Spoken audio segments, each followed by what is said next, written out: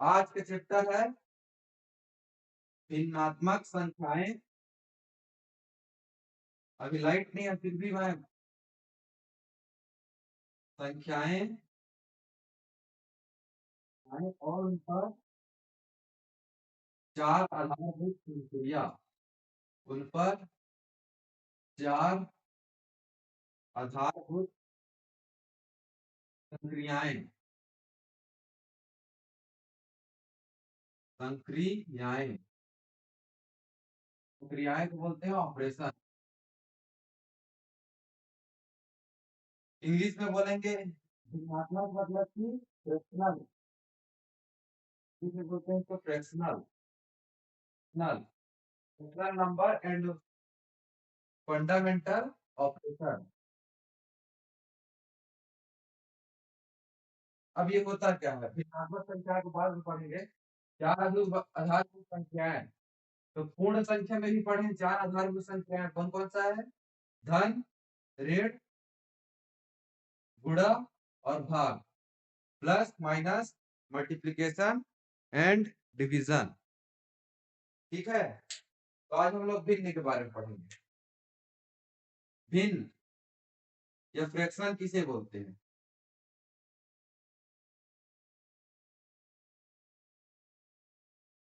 अब मैं तुम लोगों को क्वेश्चन पूछ रहा हूं, मान के चलो कि दो को हम लोग को पांच बराबर बराबर हिस्सा में बांटना है, तो उसको कैसे लिखते हैं? दो को पांच बराबर बराबर हिस्सा में बांटना है तो पांच से भाग दे देते हैं उसको, पांच हिस्सा में बढ़ जाएगा। ठीक है, एक को चार हिस्सा में बांटना है तो एक को चार से भाग दे देंगे। ये पता है ना, बराबर बराबर हिस्सा में बांटने के लिए भाग देते हैं। तो दो को पांच बराबर बराबर हिस्सा में बांटना है तो पांच से भाग दे देंगे। चार बराबर बराबर हिस्सा में बांटना है तो क्या करेंगे? चार से भाग दे देंगे। तो भिन्न मतलब क्या है?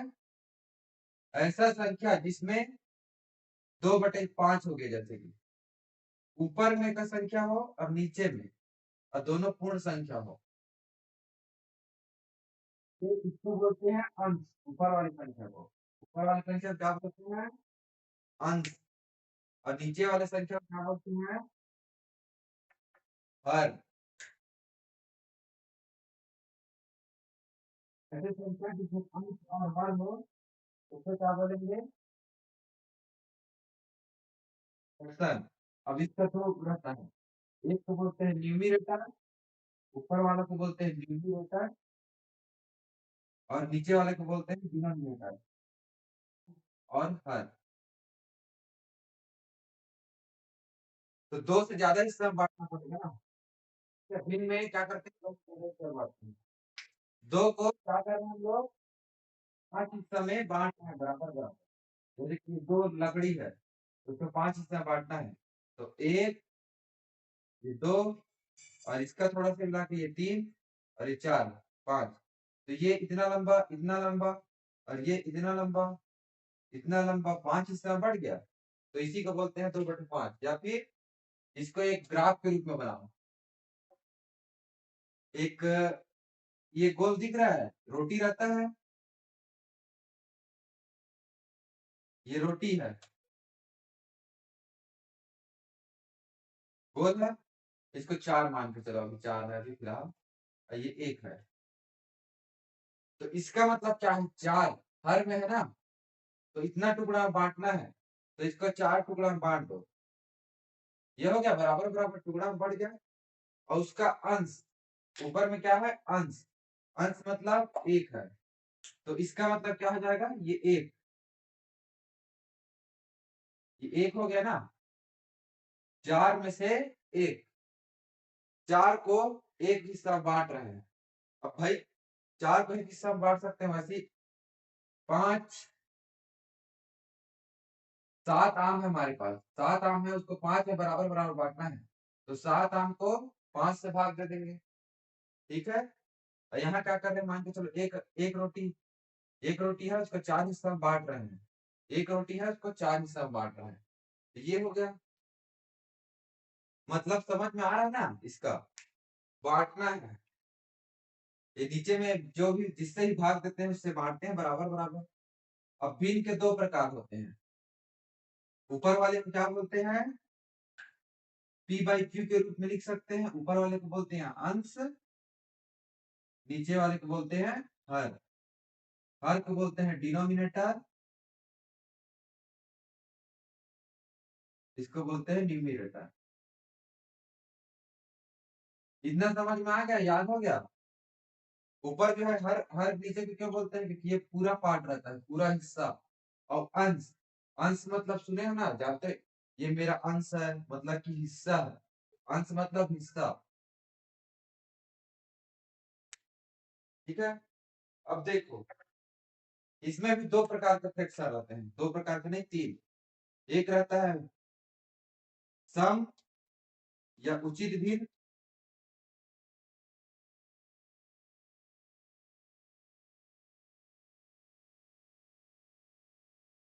दूसरा रहता है विषम। सम के उल्टा क्या हो जाता है, विषम या अनुचित, अनुचित भिन्न, अनुचित भिन्न। अब तीसरा रहता है मिश्र भिन्न, जिसको कल पढ़े थे ना, एक पढ़े थे मिश्र भिन्न, कल पढ़े थे।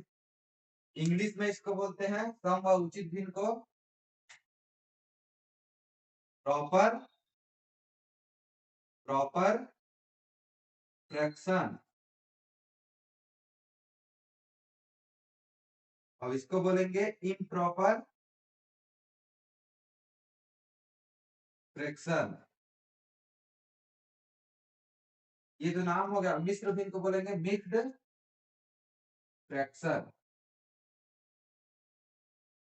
नाम हो गया। इसका अर्थ क्या है, सम या उचित भिन्न जब अंश जो है हर से छोटा रहे। अंश हर से छोटा मतलब कि जैसे कि 2/5 है, हर ये है और अंश ये है, तो कौन सा बड़ा हुआ बताओ मेरे को। हर बड़ा हुआ, हर में 5 है और ऊपर में 2 है, तो जब हर अंश से बड़ा रहे तब क्या बोलते हैं उसको, उचित भिन्न या सम भिन्न। अब क्यों बोलते हैं उचित भिन्न या सम भिन्न, अंश हर से बड़ा क्यों होना चाहिए। अब देखो, 5 टुकड़ा है रोटी का, मान के चलो ये 5 टुकड़ा है रोटी का, 1 2 3, 2 3 4 5, पांचों बराबर बराबर है। अब 5 टुकड़ा है एक का, तो उसको 2 दे दो बोलेंगे, 2 हिस्सा दे दो बोलेंगे, तो आराम से दे सकते हैं। ये एक को दे सकते हैं, 2 को दे सकते हैं, 2 हिस्सा को आराम से दे सकते हैं, दे सकते हैं ना 5 में से। और वहीं पास बोलेंगे 2 हिस्सा है, मान के चलो 5/2 है ये ऊपर में, तो इसका कितना है, 2 हिस्सा है, तो इसमें से 5 को 2 बोलेंगे, तो 1 2 तो ये आ जाएगा। अब उसके बाद एक और लाना पड़ेगा रोटी, उसका एक हिस्सा करेंगे, 2 4, एक और रोटी लाना पड़ेगा, 1 5। अब इस हिस्सा को देंगे, ये रोटी को देंगे, ये पूरा रोटी को बांटेंगे 5 में। 5 को 2 हिस्सा बांट रहे हैं ना। या फिर बोलो दूसरा प्रॉपर फ्रैक्शन क्यों बोलते हैं, और रीजन क्या है, अंश जो है हर से बड़ा रहना चाहिए। अंश जो है हर से बड़ा रहना चाहिए मतलब कि 2 को 5 हिस्सा में बांट रहे हैं, 2 जो है उसको 5 हिस्सा में बांट रहे हैं, मतलब कि ज्यादा बांट रहे हैं, जितना है उतना को ज्यादा लोगों में बांट रहे हैं, तो अच्छा रहता है ना बांटना। हम लोग के लिए क्या बोलते हैं, हम लोग बोलते हैं ना कि बांट के चलो, बांटने से बढ़ता है, बांटेंगे तो और ज्यादा लोग को मिलेगा, अच्छे लोग को मिलेगा। तो कहने का मतलब क्या है कि 5 हिस्सा बांट रहे हैं, ज्यादा हिस्सा बांट रहे हैं, जितना कम है फिर भी हम लोग ज्यादा हिस्सा बांट रहे हैं। अब इसका देखो उल्टा, 5/2, इसमें क्या रहेगा, हर छोटा रहेगा, यहाँ अंश बड़ा है, अंश छोटा है, हर बड़ा है, और यहाँ अंश बड़ा रहेगा, हर छोटा रहेगा। ज्यादा इसको जानने की जरूरत नहीं है, बस इतना जान लो कि अंश बड़ा है, हर छोटा है, हर बड़ा है, अंश छोटा है। उचित, जब नीचे वाला बड़ा रहेगा तो उचित रहेगा, सही रहेगा। अब देखो, ये है, और नीचे वाला बड़ा रहेगा तो उचित रहेगा। अगर नीचे वाला छोटा है, यहाँ नीचे वाला छोटा है, दो छोटा है, पांच से और हर है वो, तो क्या बोल रहा होगा? अनुचित भिन्न या विषम भिन्न, इतना बस जान लो, और कुछ जानने की जरूरत नहीं है। अब मिक्स्ड फ्रैक्शन, मिक्स्ड फ्रैक्शन किसको बोलते हैं बोला था? 2 सही 3/5, इसी को बोला था ना मिक्स्ड फ्रैक्शन बोलते हैं क्या? तो इसमें क्या लिख सकते हैं? इसको बोला था 2 धन 3/5 लिख सकते हैं, इसी को बोला था। अलग अलग याद है? तो इसका मतलब क्या हुआ? ये क्या है तुम्हारा? एक पूर्ण संख्या है या प्राकृतिक संख्या है, पूर्ण या प्राकृतिक संख्या है ना। और ये क्या है तुम्हारा? अभी के हिसाब से भिन्न है। अब ये उचित भिन्न रहे कि अनुचित भिन्न वो अलग बात है, ये भिन्न है। तो इसमें क्या क्या का मिक्सअप है? ऐसे जब लिखते हैं 2 सही 3/5 ये लिखते हैं, तो इसमें क्या क्या का मिक्सअप है? पूर्ण संख्या भी है और इसमें भिन्न भी है, इसलिए इसको क्या बोलते हैं? मिक्स्ड फ्रैक्शन या फिर मिश्र भिन्न। इतना समझ में आया? हेलो, इतना समझ में आया जी? हेलो, इसमें बहुत ज्यादा नॉलेज की बात नहीं है, बस खाली तुम लोग को ये जानना है कि इसमें अंश बड़ा रहता है। बस ये इसमें पूछेगा तो क्या पूछेगा कि अगर अंश जो है हर से बड़ा है तो अंश और हर लिख लेना, ये तो जान गए। अंश जो है हर से बड़ा है तो कौन सा फ्रैक्शन, कौन सा वो भिन्न होगा? तो क्या होगा? अंश किस में बड़ा रहता है? हर से। अनुचित भिन्न में, वो क्या होगा? अनुचित भिन्न। तीन उदाहरण दे दिया जाएगा, सम या उचित भिन्न, विषम या अनुचित भिन्न, मिश्र भिन्न। एक तो और ऑप्शन दे दे रहा है, इनमें से कोई नहीं। तो तुम लोग को ऐसा ऑप्शन में बांटना है। धनात्मक प्रतिलोम, ये पूछ देगा तब की बात है ना, ये बताया नहीं है अभी तक। ऋणात्मक प्रतिलोम, एक होता है गुणात्मक प्रतिलोम, गुणात्मक प्रतिलोम, इसको बोलते हैं एडिटिव इनवर्स, एडिटिव इनवर्स, इसको बोलते हैं मल्टीप्लिकेटिव इनवर्स, मल्टीप्लिकेटिव इनवर्स। सभी को इंग्लिश नाम याद रखने की जरूरत नहीं है ना, लेकिन ध्यान देते रहो। गुणात्मक प्रतिलोम को एक चीज और बोलते हैं व्युत्क्रम, ठीक है। देखो, एडिटिव इनवर्स, गुणात्मक प्रतिलोम। अब यहाँ पास क्या है? ये कुछ हम लोग ऐसे शब्द सुने हैं ना, विलोम प्रतिलोम, सुने हो? विलोम शब्द सुने हो? हाँ, मेरे को कोई विलोम शब्द सुना है? विलोम शब्द सुना है कोई? बताओ मेरे को कोई। विलोम शब्द मतलब उल्टा शब्द होता है ना, जैसे कि पानी का आग होता है उल्टा, हरि का पुरुष, वैसे ही क्या है? जैसे कि अच्छा का बुरा, वो उल्टा है ना। कभी धनात्मक प्रतिलोम, धनात्मक प्रतिलोम मतलब कि जैसे कि लिख दिए दो, तो दो का धनात्मक प्रतिलोम क्या होगा? या फिर पॉजिटिव इनवर्स या धनात्मक प्रतिलोम। इसका उल्टा क्या होगा?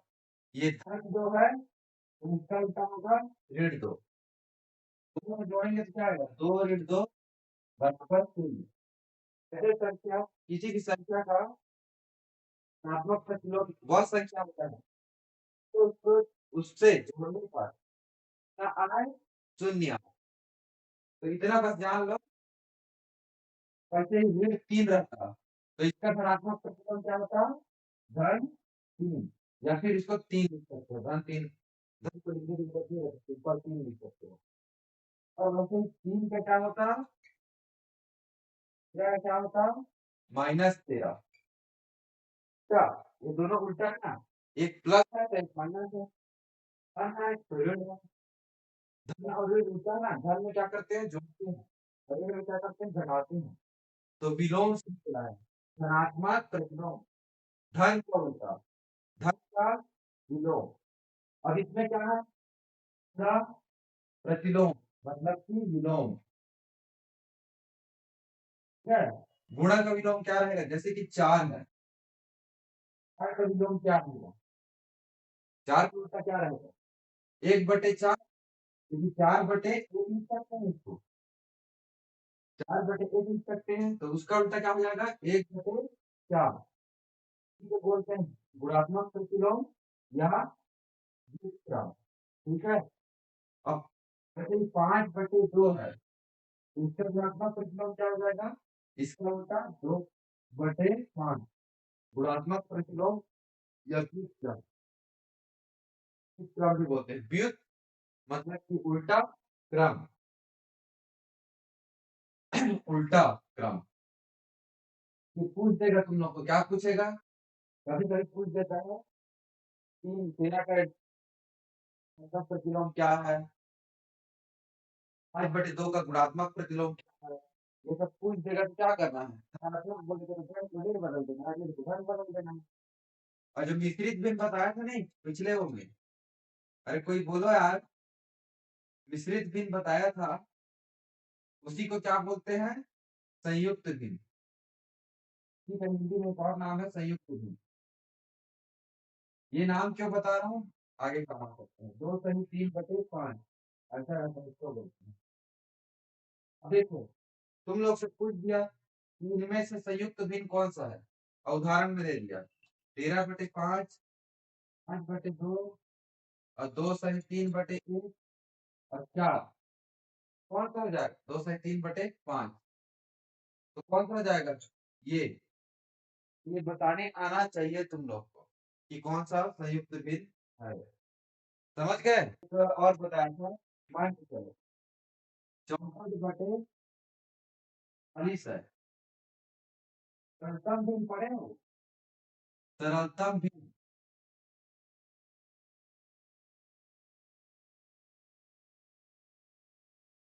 सरलतम भिन्न, सरलतम भिन्न उसको बोलते हैं, जैसे कि 64/40 है, ये है, ये है ना सरलतम भिन्न, अभी नहीं है मानते हो। सरलतम भिन्न उसको बोलेंगे जब दोनों का, परिभाषा के हिसाब से बोलता हूँ, जब ऊपर अंश और हर का जो महत्तम समापवर्तक आए वो क्या हो, महत्तम समापवर्तक क्या हो, एक हो, मतलब कि दोनों जो है एक दूसरे से ना करते। अब देखो, ये 40 है, ये 64 है, तो दिख तो रहा है ये दो दो से भाग जा सकता है, ये भी दो से भाग जा सकता है, ये भी दो से भाग जा सकता है, तो दोनों में महत्तम समापवर्तक मतलब होता क्या है, ऐसा संख्या जो दोनों को भाग दे दे, दो का महत्तम समापवर्तक है, इन दोनों का महत्तम समापवर्तक है, तो इन दोनों को भाग देगा, तो ऐसा संख्या जो इन दोनों को भाग देगा वो क्या रहना चाहिए, एक रहना चाहिए पहला तो, और इन दोनों के जो भाग देते हैं उसको क्या बोलते हैं, किससे भाग देते हैं, गुणनखंड से भाग देते हैं ना, भाग किससे देते हैं, गुणनखंड से, जैसे कि 64 का गुणनखंड क्या है, 1 2 4 ऐसे करके जाते जाएगा, और जहां तक जाना है 16 चौक 64, 32 दूनी 64, 64, 8 8 64, और 12 तो नहीं जाएगा, 16, ठीक है, ये हो गया, ऐसे करके इसका है गुणनखंड। अब 40 का गुणनखंड क्या रहेगा, 1 2 4, और 4 धाम 40, और 2 भी सब 40, और 40, और क्या आएगा, 5 8 40, ये होगा। अब देखो गुणनखंड मतलब तो समझते हो ना, जो उसको भाग देता है, जिसके गुणा से वो बन सकता है, गुणनखंड ये तो पढ़ा चुका हूँ। गुणनखंड मतलब कि फैक्टर, हाँ फैक्टर, गुणनखंड। तो गुणनखंड से क्या निकालते हैं हम लोग, महत्तम समापवर्तक निकालते हैं। कैसे निकालते हैं, जो दोनों में कॉमन हो, दोनों में कॉमन हो, दोनों में कॉमन हो, और क्या कॉमन है, 8 8, ठीक है, और क्या कॉमन दिख रहा है जो दोनों में हो, और कुछ दिख रहा है, कोई नहीं दिख रहा है 8 के अलावा, ठीक है। तो ये दोनों, दोनों में जो निकलता है तो क्या बोलते हैं, समापवर्तक, जो दोनों में निकलता है, हाँ एक है ना उसको, एक भी है, एक भी है, उसको लिखना भूल गया, चलो ठीक है, वो तो हर में रहता ही है। तो इसको क्या बोलते हैं? उभयनिष्ठ गुणनखंड। इसको उभयनिष्ठ गुणनखंड बोलते हैं ना। ये सब जो होता है जिसको, या फिर कॉमन, कॉमन या फिर समान, पढ़े थे पहले, समान गुणनखंड या उभयनिष्ठ गुणनखंड या फिर कॉमन फैक्टर, इसी को पढ़े थे। तो यहाँ क्या क्या है? 1, 2, 4 और 8, 4 उभयनिष्ठ गुणनखंड आ रहा है दोनों पे, आ रहा है कि नहीं आ रहा है? तो इसमें सबसे महत्तम समापवर्तक किसका क्या हुआ? 8। तो ये क्या है? सरलतम भिन्न नहीं है। सरलतम भिन्न को बोलेंगे सिंपलेस्ट फ्रैक्शन, इंग्लिश में सिंपलेस्ट फ्रैक्शन, समझ गए? अब देखो सरलतम भिन्न ये नहीं है, तो सरलतम भिन्न बनाने के लिए 8 दोनों में है, तो दोनों को 8 से भाग दे देंगे तो सरलतम भिन्न बन जाएगा।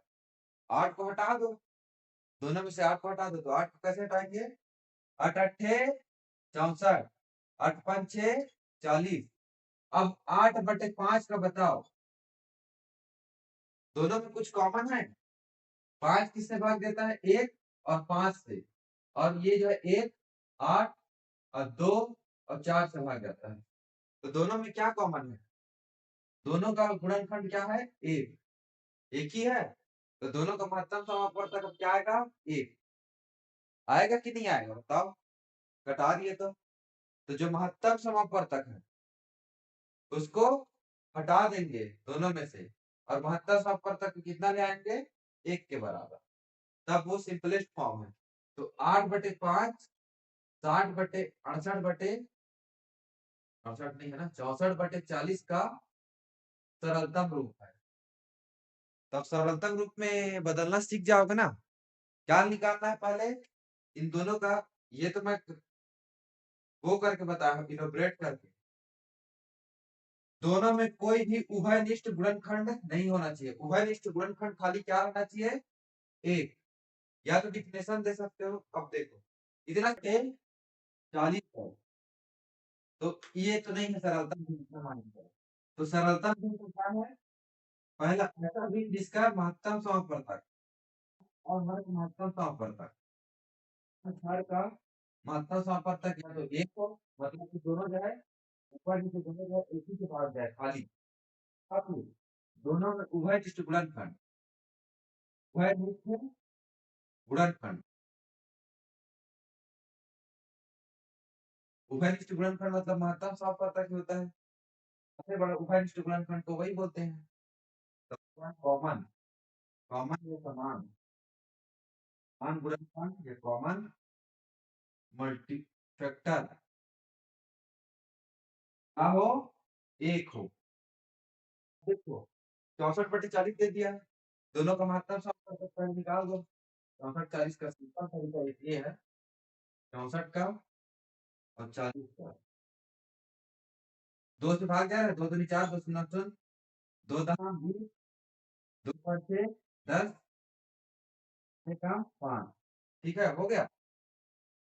2 से 6, 2 दूनी 4, 2 एकम 2, 2 छक्का 12, 5 16, 2 चौं 8, 2 दूनी 4, 2 एकम 2, 4, 2 एकम 2। अब तीनों में क्या आ रहा है कॉमन? तीनों में कौन कौन से कॉमन आ रहा है? एक बार 2 आ रहा है, तो महत्तम समापवर्तक क्या हो गया? 2। फिर दूसरी बार भी 2 आ रहा है, तो गुड़ी 2। फिर तीसरी बार भी 2 आ रहा है, गुड़ी 2। फिर चौथी बार इसमें 2 आ रहा है लेकिन इसमें नहीं आ रहा है, पांचवी बार 2 आ रहा है लेकिन इसमें नहीं आ रहा है, छठी बार 2 आ रहा है लेकिन इसमें नहीं आ रहा है, इसमें एक बार 5 आ रहा है लेकिन इसमें एक बार भी 5 नहीं आ रहा, तो क्या हो गया महत्तम समापवर्तक? तो 8 को ऊपर नीचे दोनों को घटा दो, 8 से घटाओगे ऊपर से तो 8 अट्ठे 60, नीचे घटाओगे तो 8 पंचे 40। समझ में आ गया? अब देखो 8 और 5 को कोई भी एक संख्या, एक के अलावा दूसरे संख्या से भाग नहीं दे सकते, या फिर इसको क्या बोलेंगे? जब दो संख्या का जोड़ी रहता है और उसका महत्तम समापवर्तक ठीक आता है, तो उसको क्या बोलते हैं बड़ा आकार? अभाज्य संख्या। ये पहले बताया हूँ अभाज्य भाज्य वाला, इसी चैप्टर में बताया हूँ। अभाज्य संख्या या को प्राइम नंबर, दो संख्या एक दूसरे से भाग ना जाए, एक दूसरे से किसी भी मतलब की कोई उभय तो इसका गुणनफल ना हो, या खाली एक ही उनका महत्तम सौ होता है, तो दोनों संख्या जो एक से भाग जा रहा है, एक के अलावा किसी से भाग नहीं जाएगा, इसको बोलते हैं सहभाज्य संख्या। परिभाषा में क्या दे सकता है? क्या है कि अंक का बराबर महत्तम सौ तक एक है, तो सरलतम भिन्न है कि नहीं है, या फिर अंक का हर जो है सहभाज्य संख्या है। सहभाज्य संख्या मतलब महत्तम संपर्क एक है, तो वो भी क्या बोलते हैं तेरा सरलतम भिन्न है।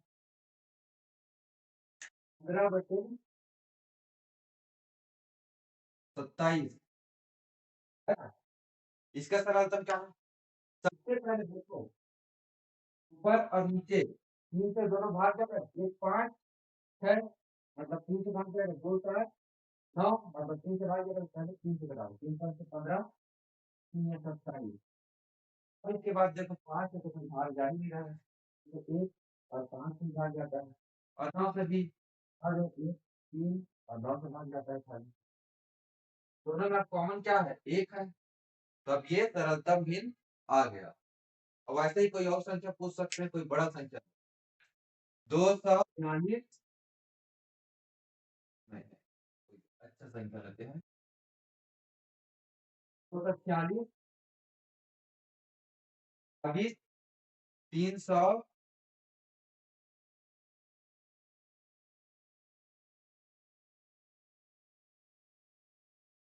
54। अब इसका सरलतम फिर क्या होगा? ठीक है, अब इसका सरलतम फॉर्म क्या होगा? अब इसको निकालने के लिए क्या करोगे?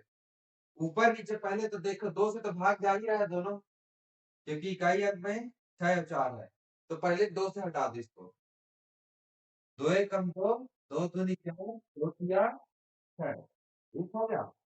अब नीचे को देखो, दो एक कम दो, तीन में दो घटाओ कितना बचेगा? एक, तो सत्ते 14, 15 में 14 घटाओगे एक, तीन 14 जाएगा, दो सत्ते 14, इतना आ गया। देखो दो से तो ये भाग नहीं जाएगा,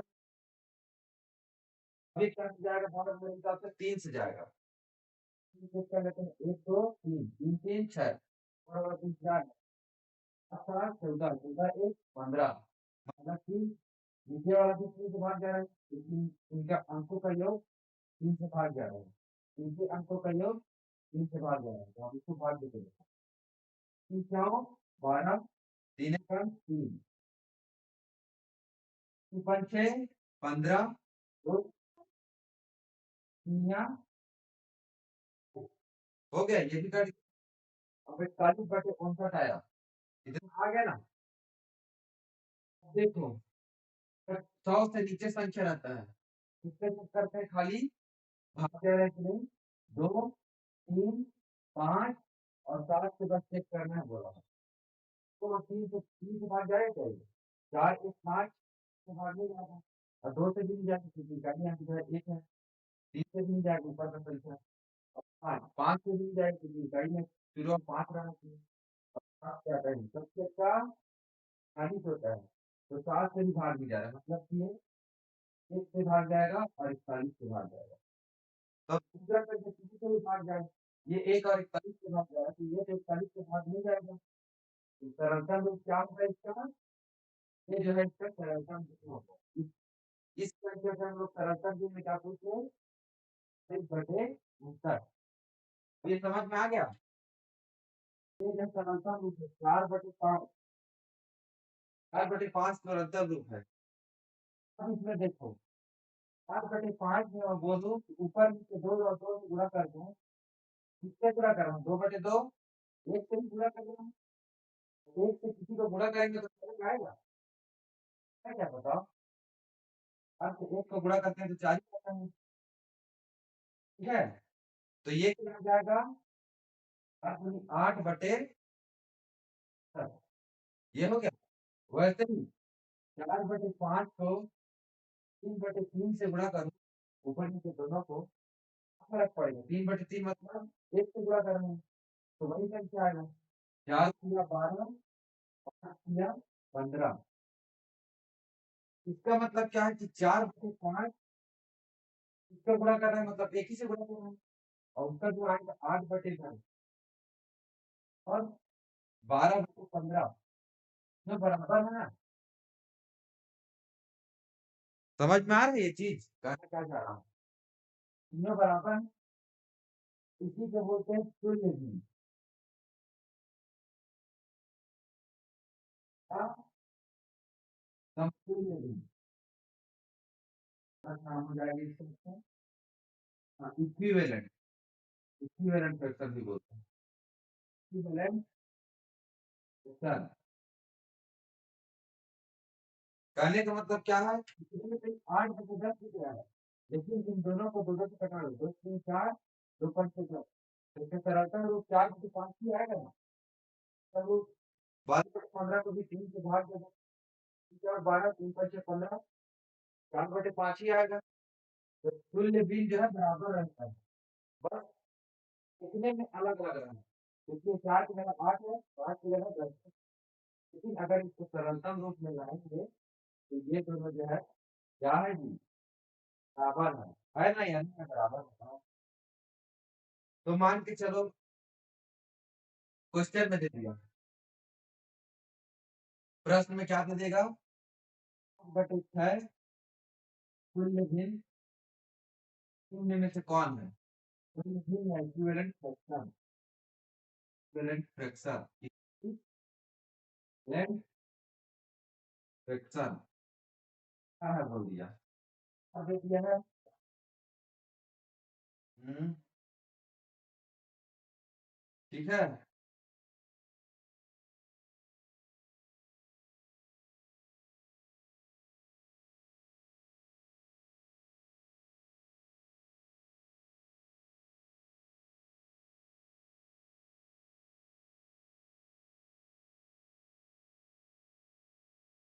ये दे दिया है, तुल्य भिन्न कौन सा होगा, इसको सरलतम रूप में करने से करना है 5/6 होगा।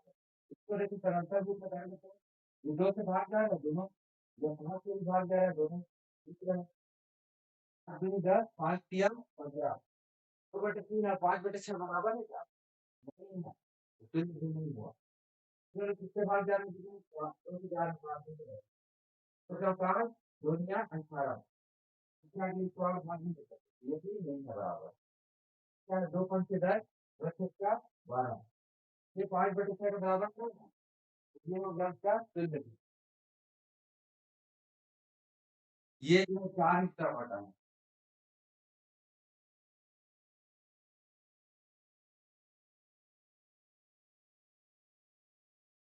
ये 2 डायग्राम दिख रहा है, दिख रहा है।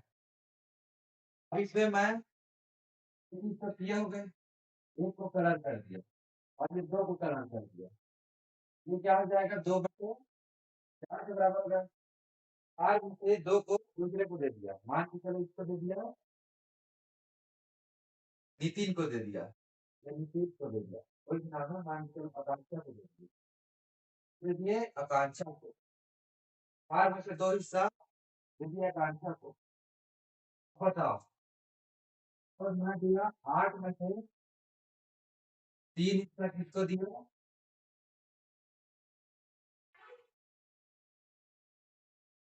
8 में से 3 हिस्सा किसको दिया, 8 में से 3 हिस्सा किसको दे दिया, मान के चलो दिया प्राची को दिए, कितना दे दिया, 5 प्राची को दे दिया ना। तो ना बताओ कौन इस साइड को भी मान के चलो बराबर है, दोनों बोला जी बराबर है, छोटा बड़ा बन गया है, दोनों बराबर है, तो किसको ज्यादा मिला होगा, आकांक्षा को मिला होगा प्राची को। इसको तो 3 हिस्सा मिला है प्राची को, लेकिन आकांक्षा को खाली 2 हिस्सा मिला है। तो बताओ किसको ज्यादा मिला है, बताओ जी, प्राची को ज्यादा मिला है। ठीक है, तुम लोग को मैं दे रहा हूँ 1 रोटी दे रहा हूँ, 2 रोटी दे रहा हूँ, ठीक है? रोटी दे रहा हूँ तुम लोग को, 1 रोटी को 4 हिस्सा में बांटो, 2 को तो अपने पास रख लो और 2 को आधा, मतलब कि आधा हिस्सा तुम लोग का गया, ठीक है? और देखो, अब इसी को मैं, ठीक है तुम प्राची को बोल रहे हो ना, छोड़ दो हटा दो। अब इसी को मैं 8 हिस्सा में बांट दे रहा हूँ, 8 हिस्सा में बांटोगे इसको, 8 हिस्सा में कैसे बांटोगे? यहाँ से 20 से ऐसे कट जाएगा, ये कटा और ये कटा, कटा ना? ऐसे ही कटेगा, ठीक है ना? ठीक काटा हूं ना कि नहीं काटा हूं? अब दोनों का आधा पीस करना होगा, तो ये 8 हिस्सा है, ये 2 हिस्सा कितना के बराबर है? 1 2 3 4। अब बताओ कौन बड़ा है? बताओ, किसको ज्यादा मिल रहा है बताओ? अच्छा को मिल रहा है कि प्राची को? हाँ, आकांक्षा को मिल रहा है कि प्राची को ज्यादा? हम्म, आकांक्षा को मिल रहा है ना, आकांक्षा को 8 में से 4 हिस्सा मिल रहा है, और इसको क्या मिल रहा है? 8 में से 3 हिस्सा। अगर डायरेक्ट इसको देखोगे 2/4 और 3/8 को देखोगे तो समझ में नहीं आता, लेकिन अगर नीचे को बराबर कर दिए दोनों का, नीचे को बराबर कर दिए, 4 को 8 कर दिए, तो कैसे 4 को 8 करेंगे? 2 से गुणा कर देंगे, ऊपर को भी 2 से गुणा करेंगे अगर नीचे को कर रहे हैं तो। 2 चौ 8 या 2 दूनी 4, ये बांटे उसको अलग, ये फिर से 8 हिस्सा में बांट दिए थे तो गिन के निकाले थे, लेकिन ऐसे में गिन के तो नहीं निकाल सकते, तो नीचे वाले को दोनों का बराबर कर दिए, दोनों के नीचे को क्या कर दिए? बराबर। तो एक को 4 हिस्सा मिल रहा है, एक को 3, तो अब स्पष्ट क्या कर सकते हैं कि ये वाले को ज्यादा हिस्सा मिल रहा है, तो नीचे को बराबर करेंगे तो अपने आप पता चल जाएगा क्यों, किसको ज्यादा मिल रहा है, ठीक है? ये समझ में आ गया? समझ में आया कि नहीं आया? हेलो, ये देखो ये क्या है एक्चुअल में, ये 4/8 2/4 क्या है? समतुल्य भिन्न, तुल्य भिन्न या फिर इक्विवेलेंट फ्रैक्शन, इक्विवेलेंट फ्रैक्शन बोलेंगे, ताकि 2/4 के जगह में 4/8 उपयोग कर सकते हैं। ठीक है, चलते हैं, चलो गुणा भाग 2/4 और 3/8 में बड़ा कौन है दिखने के लिए क्या किए? नीचे को बराबर किए, नीचे को क्या करके बराबर किए? तो फिर दो तो गुणा कर दिया ना, 8 वाली नीचे को, 8 ही क्यों लाए हैं? 8 ही क्यों लाए हैं? 8 ही एक ऐसा संख्या है जो दोनों के नीचे में भाग जाता है, 4 से भी भाग जाता है, 8 से भी भाग जाता है, पता नहीं जाता है ना? 8 दोनों से भाग जाता है, 8 जो मतलब सबसे छोटा संख्या है, जो 4 और 8 दोनों से भाग जाता है, तो क्या बोलते हैं दोनों से भाग जाता है इसको? उत्तम समापवर्तक, याद आया? वही है ना? कैसे चीज, सही बोल रहा हूँ? उत्तम समापवर्तक बोलते हैं जो दोनों से भाग जाता है, तो क्या करना है? नीचे को लघुत्तम समापवर्तक के बराबर लाना है, बाकी दे दिया है 2/3 और दे दिया दूसरे 2/8 दे दिया है, 8 दे दिया है, और इधर दे दिया 3/6। अब 8 और 6 दोनों को बराबर करना है हम लोग को, तब तो हम लोग कंपेरिजन करने बनेंगे ना, कौन सा बड़ा है? वैसे तो स्पष्ट ये दिख रहा है ये बड़ा है वैसे मेरे हिसाब से, लेकिन इसको मान के चलो मैं 5 कर देता हूँ और इसको 7 कर 4 कर देता हूँ, अब नहीं पता चलेगा स्पष्ट कौन बड़ा है, एक अनुमान लगाने पे भी। तो ठीक है, अब यहाँ नहीं पता चला है, तो नीचे 8 है और इसके नीचे 6 है, अगर ये दोनों बराबर रहते तो तुल्य भिन्न बीसी के बराबर रहता है, इसको नीचे को बराबर कर दो पहले, तो कैसे बराबर करेंगे? दोनों को क्या निकाल देंगे? लघुत्तम समापवर्तक, तो जो दोनों से भाग जाएगा उसी को निकालते हैं लघुत्तम समापवर्तक, तो कैसे निकालेंगे? 2 चौक 8, 2 तिया 6, 2 दूनी 4 3, 2 एक कम 2 3, 3 एक कम 3, 1,1, ठीक है? तो 3 दूनी 6, 6 दूनी 12, 12 दूनी 24, कितना आया तीनों के में? 24 आया। हेलो, समझ में आया ना इतना तो? 24 आया तीनों का, मतलब कि दोनों का, सॉरी, दोनों का लघुत्तम समापवर्तक। और 24 एक ऐसा संख्या है जो दोनों से भाग जाता है और सबसे छोटा संख्या है, इसी को बोलते हैं लघुत्तम समापवर्तक। तो 8 को 24 बनाने के लिए क्या से गुणा करना पड़ेगा? 8 तिया 24, या फिर 2 दूनी 4, 4 दूनी 8 होता है, और 3 को छोड़ दो, तो 8 तिया 24।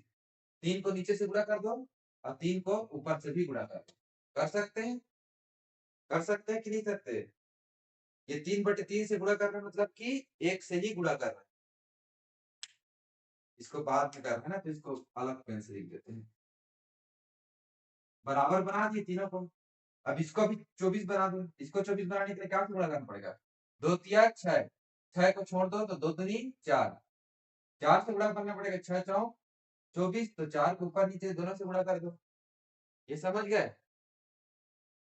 तो ये अल्टीमेटली इसका समतुल्य भी हो जाएगा ना। तो 4 चौक 16/24, ये क्या आ गया? 4/6 का समतुल्य भी। ठीक है। और 5/8 पे क्या आएगा? 5 तिया 15 और 8 तिया 24। आया कि नहीं आया? आया जी? हेलो।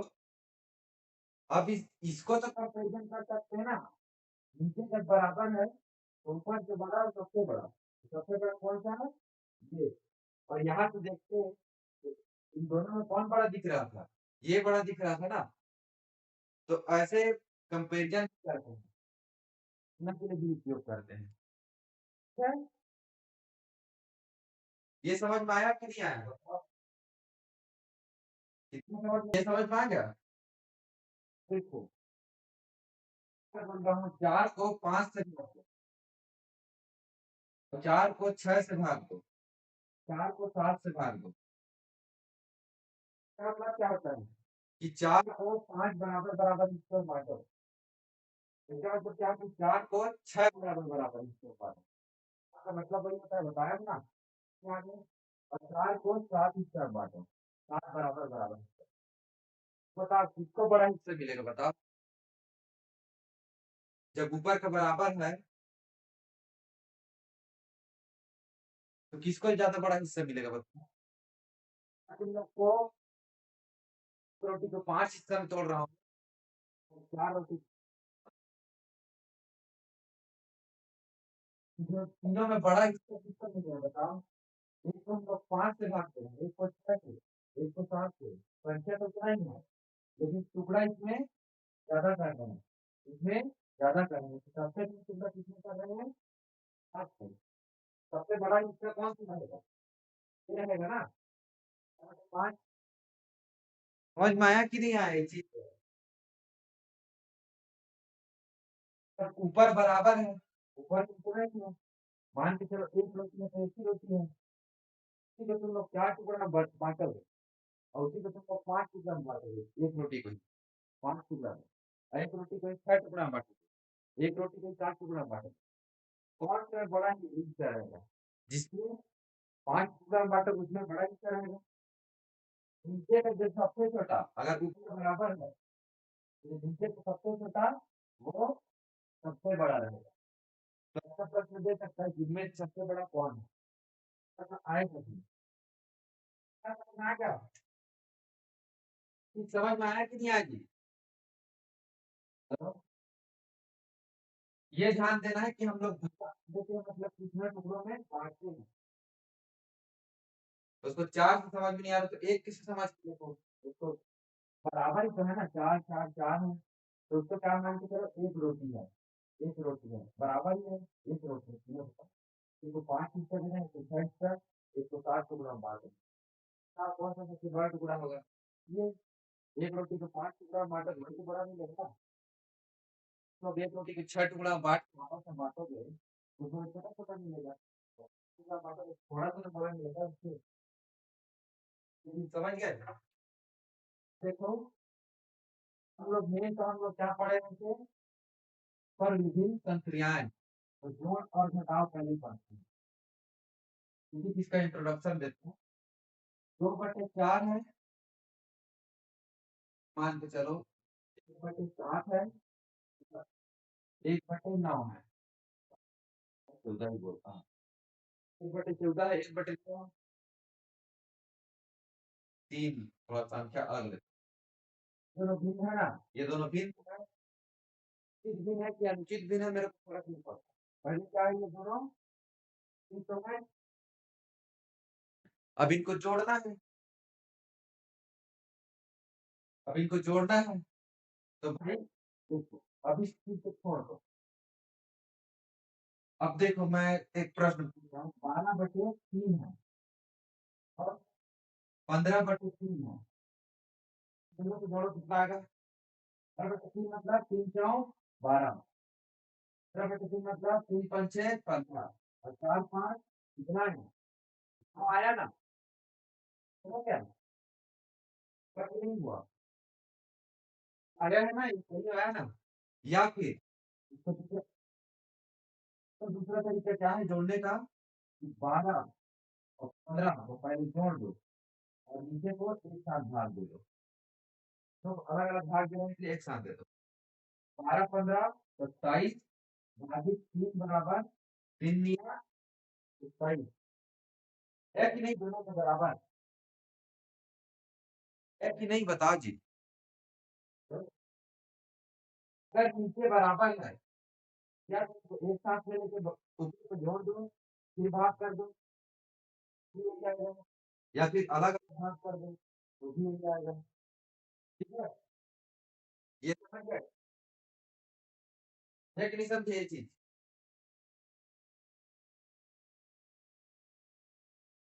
हाँ, क्या बोले? समझ में आया? अरे समझने वाली कोई बात नहीं है।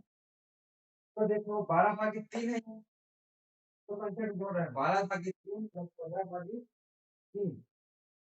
देखो 12/3 मतलब क्या होगा, 3×4 = 12 लिख सकते हैं। 3×12 इसको पहले भाग दीजिए, अलग भाग दीजिए, इसको अलग से भाग दे दीजिए, 3×12 हो गया। गुण मान का तरीका पता है ना, भाग तो करते हैं। तो 3×12 और धन यहाँ पास आई, ये धन से आई। अब इसको भी अलग भाग दीजिए, 3×5 = 15, तो इसके जगह क्या आ गया ना, 5। दोनों को जोड़ दो, अब जोड़ना ही तो है ना दोनों को। 4×5 9 आया, है कि नहीं आया? क्या समझ में आया? देखो अब इसी को अलग अलग करके जोड़ेगा, अलग अलग भाग देके जोड़ेगा, तो उसी में हम क्या बोल रहा हूँ, नीचे बराबर है तो उसको एक साथ लिख लो। नीचे बराबर है दोनों का, तो एक साथ लिख लो और ऊपर से जोड़ना है तो जोड़ दो। उसके बाद में भाग दो, लास्ट में भाग दो। तो 12×15 = 27 और भागी 3, 3×9 = 27, तब भी वही आएगा। अलग अलग करके भाग देके जो वाला है तो वही आएगा, वैसे इसको जोड़ के भाग देंगे तो भी वही आ रहा है। समझे इसका मतलब? क्या समझ में आया ना इस चीज को? हेलो, समझ में आया कि नहीं आया जी?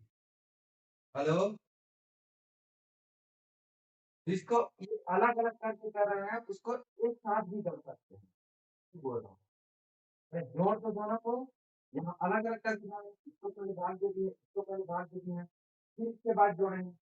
अब क्या करो, ऊपर ऊपर के संख्या को दोनों को जोड़ दो और नीचे तो भाग रहे हैं, एक संख्या से भाग दे रहे हैं, तो एक साथ भाग दे दो, फिर उसके बाद दो, तो भी वही उत्तर आएगा। अब देखो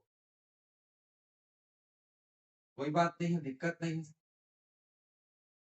सभी संख्या ले लो, छोटा छोटा संख्या लेते हैं, बहुत बड़ा संख्या हो जाता है। 8 है, 2/12 है। देखो अब हम लोग क्या कर सकते हैं, इन दोनों को तो बराबर ला सकते हैं, ला सकते हैं ना, इसके बराबर ला सकते हैं, लघुत्तम सम पद दोनों संख्या द्वारा भाग देने वाला संख्या निकाल देना, ठीक है? ये कुछ दो तरीका है, तो इसका गुणक लिख के जाओ, गुणनखंड 14 8 से 24 8 से 32 और 24 जो है दोनों को पावर में आता है, इसमें तो जानते हो, कभी 24 को डायरेक्ट लिखिए तो 24 बनाना कीजिए, या फिर दूसरा तरीका ये है, लघुत्तम निकालना, 2×4 इसका बराबर, 2×4 दो दिया 6, 6×2 3 काम आइए, 2 × 2 × 2 × 3 ये आया। 4 8 8 दिया 24। तो नीचे को क्या बनाना है हम लोग को 24 बटे 8 है 2/12 है। तो 24 बना सकते हैं हम लोग, जोड़ना आसान होगा। 12 गुड़ी क्या करेंगे 2 3 6 6 दूनी 12 होता है, तीनों मिला के 12 12 हो गया। इसको गुणा करेंगे 12 गुणित 2 24 और तो ऊपर से भी गुणा कर दो उसी संख्या को 2/2 से गुणा करना मतलब कि 1 से गुणा करना, कोई फर्क नहीं आ गया। तो क्या रहेगा समतुल्य नहीं। इसे क्या गुणा करेंगे 8 से 2 3 4 4 दूनी 8 8 किया 20 तो 3 से गुणा करेंगे दोनों को ऊपर नीचे कर 20 तो 3 से 4 18 या 24 हो गया। 2 दूनी 4 और 12 दूनी 24। तीसरे में जब बराबर आ गया तो क्या होगा, या तो भाग दे के बराबर क्या कर लो, अलग अलग कर लो, या तो दोनों को जोड़ दो फिर भाग दे दो। तो कौन सा तरीका आसान लग रहा है, दोनों को जोड़ के भाग देना, क्योंकि 24 का पारा 18 से 24 को 18 को 24 भाग में बांटना थोड़ा मुश्किल है, इसलिए दोनों को क्या करो पहले जोड़ दो। तो दोनों को एक साथ लिख सकते हैं, पहले ही पता है 18 मतलब 4 बटे 24। तो ये क्या हो गया 18 4 22 बटे 24, ये उसका आंसर आ गया। अब आंसर में ये भी दे सकता है या फिर इसका सिंपलेस्ट फॉर्म भी दे सकता है, सरलतम रूप। तो सरलतम रूप कैसे निकालोगे, दोनों जो है 2 से भाग जा रहे हैं, दिख रहा है ना, तो 2 11 22 2 12 24। अब इसका तो सरलतम रूप और नहीं हो सकता क्योंकि ये एक के अलावा दूसरे संख्या से नहीं भाग होता। तो या तो उत्तर में ये दिया रहेगा या ये दिया रहेगा। अब समझ गए।